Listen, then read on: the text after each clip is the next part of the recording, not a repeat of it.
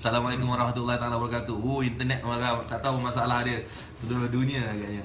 Anyway, kita buat lagi sekali. Soalan Abi akan bagi soalan, dia tanya Azizan. Soalan patut ditanya semalam dan tadi. Kita redo it, rephrase Abi, apa soalan dia tentang topik apa yang nak tanya hari ni, silakan.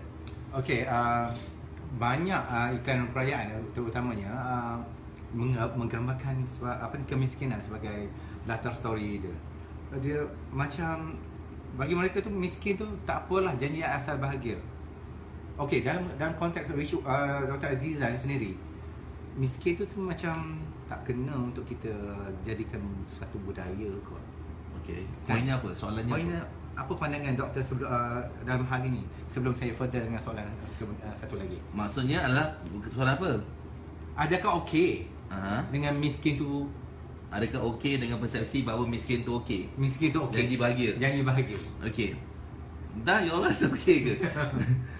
Ada persepsi lah. Ada orang kata memang ini memang adalah satu benda isu saya panggil dia mungkin pertelingkahan atau persisian faham ataupun salah faham setengah orang disebabkan programming ada yang mengatakan tak ada duit tak apa, janji bahagia. Sebenarnya mungkin dalam keadaan tertentu bahagia ni sebenarnya bukan berkaitan dengan ada duit dengan tidak ada duit. Ada orang ada duit pun tak bahagia juga Abi. Ada orang ada duit bahagia. Ada orang tak ada duit boleh capai certain level of kebahagiaan. Sebab kadang-kadang kebahagiaan tu bukan terletak pada duit. Contoh, kita dapat suapkan mak kita makan. Dia tak penting kita kaya atau miskin. Kita dapat spend time suapkan kita makan, mak kita gembira. Kita mak kita mungkin selama ni mungkin dia sakit ke apa, mungkin dia tak gembira. Kita dapat suapkan dia, kita nampak dia rasa bahagia, dia senyum dan kita pun akan rasa bahagia. Maksud bahagia not equivalent to ada duit atau tak ada duit. Cuma kalau kita tengah dalam, jadi bagi saya bahagia ni macam ni. Cerita pasal bahagia ni tiba-tiba. Okey. So you punya point tadi lah, kenapa macam persepsi iklan semua nak cerita pasal miskin tu tak apa, janji bahagia, janji ini ada keluarga. Mungkin dia cuba nak tonjolkan tentang kebahagiaan bukan terletak pada kewangan. Itu mungkin cuba message yang nak disampaikan. Tapi bagi saya macam ni, kita tak meletakkan kebahagiaan pada banyak duit atau tidak ada duit. Okay, cuma bagi saya kebahagiaan ni satu progress. Bagi orang yang tidak ada, bila dia dapat ada, itu kan satu progress yang boleh membahagiakan. Mungkin dia bukan long term, tapi for that moment, short term tu, dia akan rasa happy. Okay, itu kalau level of dia tak ada, dia jadi ada. Okay, orang sakit, tiba-tiba sihat, bahagia tak? Bahagia lah. Bahagia kan? Okay, orang yang keluarga ada masalah, tiba-tiba dapat duduk, dapat makan bersama, bahagia kan? So maksudnya kebahagiaan ni bukan terletak kepada sama ada kita ada banyak atau ada sikit. Tahap kebahagiaan ni terletak kepada progress bagi saya. Peningkatan. Tapi kan pencapaian. We achieve in something. Ada orang mungkin bahagia dia adalah bila dia dapat dia macam tak pernah buat ni, dapat buat benda ni. Pada saat tu dia bahagia. Of course kita nak bahagia dunia, bahagia akhirat, ini benda yang besar. Kan, last kali kita nak apa? Kita nak insya-Allah mudah-mudahan semua mati dalam husnul khatimah, kita nak mati dalam keadaan yang baik, kita dapat balik menghadap Allah dalam keadaan yang baik. Of course, itu kebahagiaan yang paling hakiki lah yang kita nak cari redha Allah. Tapi poin ni adalah nak dapat redha Allah, dia melibatkan proses. So setiap hari ini adalah proses. Membahagiakan keluarga tu proses. Okay, mungkin bagi ada kewangan, kata kita bincang pasal kewangan. Macam kita punya prinsip, kita mengajar orang untuk ada kewangan yang baik. Bukanlah kita meletakkan ada kewangan yang baik itu adalah ultimate kebahagiaan. Tetapi kan lebih mudah kita ada pilihan bila kita ada kewangan untuk kita buat sesuatu benda yang difference dan lebih baik dan lebih banyak benda. Contoh for example, antara you ada RM100, you mungkin boleh buat sesuatu yang pada had yang tertentu. Boleh, masih lagi boleh buat. Gembirakan keluarga you dengan RM100. Tapi kalau you ada RM10, okay, you boleh bawa keluarga you buat sesuatu yang lebih lain daripada biasa. Okey, so mungkin saya ni macam negatif sikit dalam hal ini.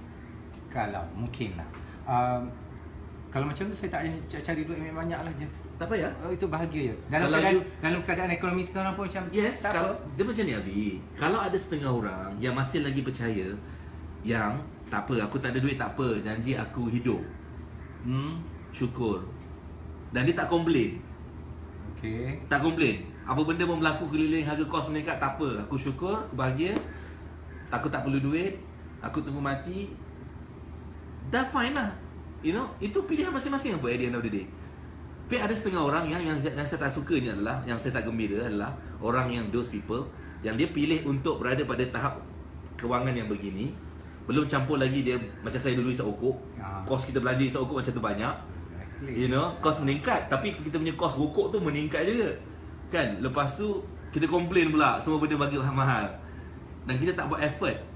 You know, tak put effort untuk nak improve kewangan kita, and keep on complaining. Dan bagi saya itu tak bahagia lah. Mana datang bahagianya? If you keep on complaining, you know, you tak happy. You know, tapi kalau you boleh accept, I boleh accept, tak apa, I tak ada complain, then fine lah. Tapi if you are complaining, issue I adalah orang yang complain tentang sesuatu perkara tapi tak ada tindakan. Tapi which is ramai macam tu. Bukan sini lah, dekat Malaysia, dekat negara lain, dekat Nepal, you know, dekat. Okay. Tapi miskin tu lah yang kadang-kadang membuat orang. It's a choice.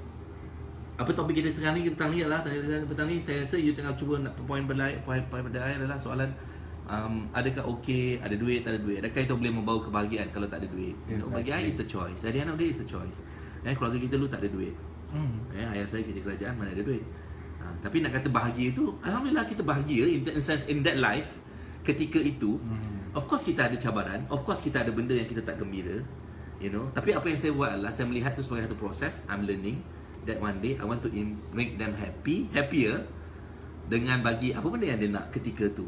For example, mungkin macam mak I atau family I, macam kita cakap nak selesaikan masalah hutang, kita nak have a better life, gembirakan mereka, bawa pergi umrah, you know, those kind of thing yang saya rasa itu akan buat mereka bahagia at that point, at that process kan. Tapi dia adalah proses yang non-stop selagi kita hidup.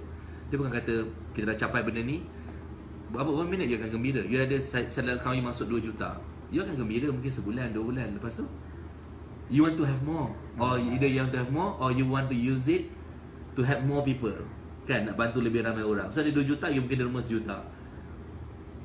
Tapi you nak give more.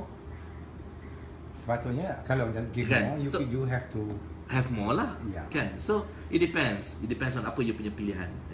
Ada orang kebahagiaan dia adalah kalau dia tak sihat, dia boleh sihat. Kaki dia sakit, dia boleh berjalan. Lepas tu dia boleh berjalan. Jadi ini semua lain proses, lain orang. Definasi kebahagiaan ni besar ni. Nak cerita pasal bahagia ni, saya boleh cerita 7 hari 7 malam punya cerita. Betul. Bagi saya, kebahagiaan adalah terletak pada bila kita boleh buat apa yang kita suka. Itu topik bahagia tu kita boleh cerita lain lah kan. Kita boleh buat apa yang kita suka, kita boleh gembirakan orang lain, insya-Allah beri manfaat dan orang tu gembira. Bagi saya itulah benda yang bahagia bagi saya. Tapi lain orang lain pula definisi dia. Mungkin bagi orang yang bekerja 7 pagi 24 jam 7 hari seminggu, berjauhan dengan keluarga 7 bulan, example, mungkin bahagia dia adalah what if aku boleh duduk rumah, spend time dengan keluarga. You faham tak? Okey, dan kalau ada masa lagi macam ni, boleh tak kalau bagi definisi bahagia bagi doktor? Itulah definisi saya. Bahagia bagi saya adalah bila saya boleh buat apa yang saya suka, insya-Allah. I have the choice, dan saya boleh gembirakan orang lain keliling saya dan orang lain, beri manfaat pada orang lain. Itu kebahagiaan. So saya tanya oleh Zima dalam masa interview The Star. Kan? Apa benda yang best bagi saya? Best bagi saya adalah melihat orang lain gembira. Dengan skill. For example, skill saya adalah insya-Allah pengalaman saya berapa belas tahun dalam business, advertising, marketing. So you datangnya dalam raw, banyak hutang, banyak masalah. Saya boleh datang dan ajar you, tunjukkan you jalan macam mana nak create you punya financial, improve dengan cepat, keluar daripada masalah kewangan hutang, improve kewangan you daripada semua sekarang 2,000, 3,000 boleh bagi 20, 30 ribu sebulan dalam masa 3 bulan, 6 bulan, you know. Itu adalah macam satu benda yang amaze, macam wow, alhamdulillah bagi saya. Sebab saya dapat bantu you untuk transform kewangan you.